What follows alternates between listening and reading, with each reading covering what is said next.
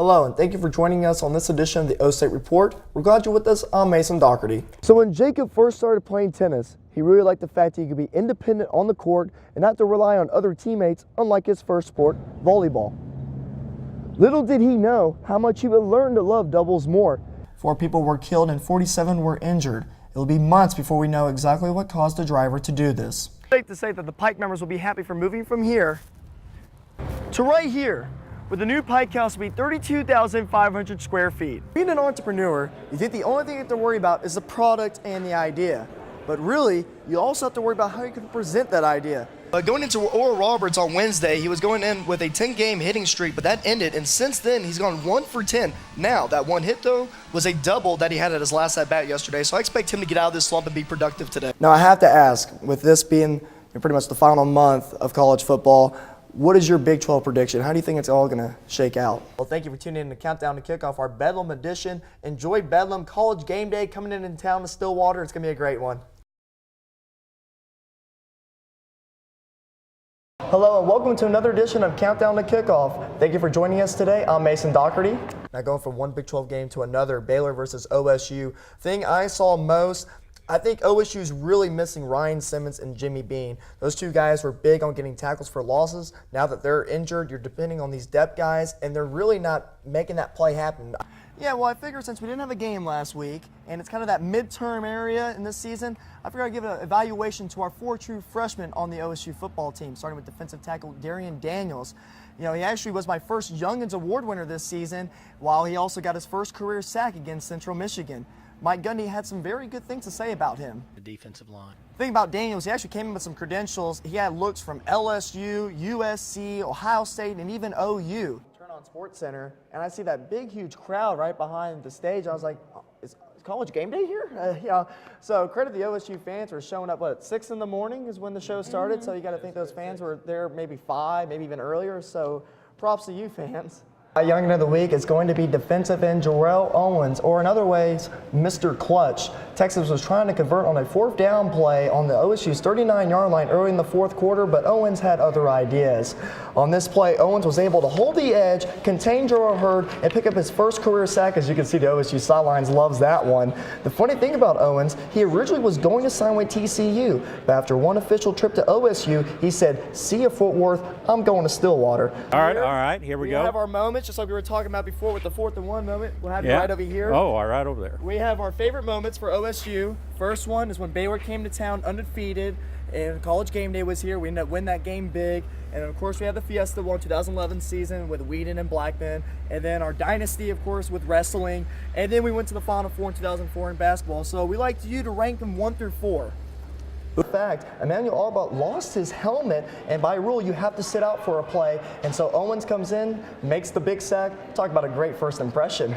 Thinking about OU performances, going back last week where OU played against TCU in Norman, OU looked like the better team. Now, they did have an injury to their quarterback, which hurt them a little bit, but at the end of the day, they come out when TCU goes for the 2-point conversion. What a gutsy call by Gary Patterson. How about that? The team controls their own destiny here. You just got to win out, because look at it this way. Ohio State was in the same spot last year at number 6 at this time of the season, so just win, baby, win. 9 yards on those punts, not too bad, but the key stat for him, he had 28 punts that he downed inside the 20 this season. That was his specialty. We talked about how it began, where it's going in the future for Mason Rudolph. They're going to bring 5. And Rudolph looking for room in the pocket. Gets loose. No one home for West Virginia. They all had their... Cowboy fans have been treated well this season. They've seen a quarterback grow into a playmaker, and it all started so unexpectedly. The 1-year anniversary of you playing against Baylor. You know, last season you had the redshirt year, and that was cut off short. And sure enough, now you're starting, playing against Baylor in Waco. Tell me, what's going through your mind? You know, last year it was you know, kind of a hectic week. Kind of found out I was playing, I think, on a Monday, so a little early in the week. But it was a good week. I feel like it was definitely nerve-wracking just because it was your first one and you didn't know what it was going to be like, and you're playing a great team like Baylor. At Northwestern High School in Rock Hill, South Carolina, Rudolph won the state championship his senior year. He also threw for 64 touchdowns and ran for 16 that season. Now, you've had a pretty good college career so far. Only 1 loss. You're undefeated against the Big 12 except for Baylor, of course. And you had a pretty good high school football career as well. Did you expect that winning mentality that you have to translate so easily from high school to college?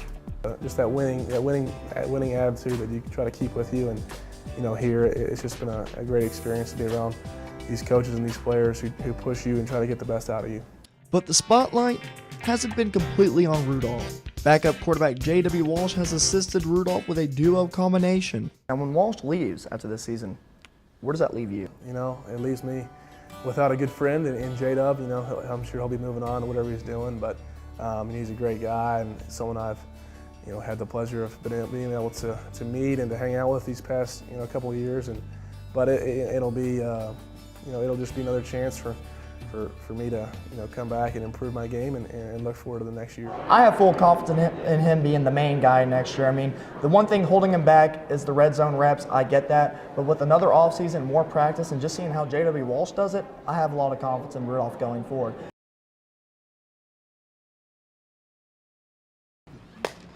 In baseball, an ace pitcher is the go-to guy. He is dependent on to eat up many innings and carry his team to victory based on his arm. But what if that workload causes a major setback and possibly ruins that pitcher's future? That setback is called Tommy John surgery. 2012 had the most Tommy John surgeries in MLB history, while 2015 is on pace to have about 28. And only about 85% of pitchers make it back to the league after the surgery. The injury was named after pitcher Tommy John in 1974. He was the first to undergo the surgery. The injury is in the elbow. The ulnar collateral ligament is the part of the elbow that's damaged. That ligament is supposed to keep the elbow from bending in the wrong direction during a pitch. A spare tendon in the forearm called the palmaris longus is then put through holes drilled in the ulna and humerus bones of the elbow. They took a ligament from here in this arm and they cut it out, and then they drilled two holes in my elbow and sewed up the tear, and then did a figure eight around the ulnar collateral ligament. When Andrew Rosa was playing shortstop and fielded a ground ball and threw it to first base, he felt a pop in his elbow he never felt before. His arm jerked back like a chicken wing. After the game, he got an MRI and revealed he needed Tommy John surgery. Kids now are playing baseball at a higher rate, especially in warmer climates. They are learning curveballs at the age of 12 and are overworking their arms. We typically recommend that you throw fastballs and changeups until you reach puberty, or basically when you start shaving is when you should start throwing curveballs. Coach Holliday is on a national committee panel trying to eliminate the Tommy Johns in baseball. He says the players are better monitored in college compared to high school and youth baseball, which Holliday says are out of control. Little kids playing 100 games, crazy, over-involved parents, psychotic coaches, and it's sad. Coach Holliday says kids should be kids and play other sports in between baseball seasons like football and basketball. A change must be done to stop the rapid rate of Tommy John surgeries, and it all starts at the younger levels. For the Poke Report, I'm Mason Doherty.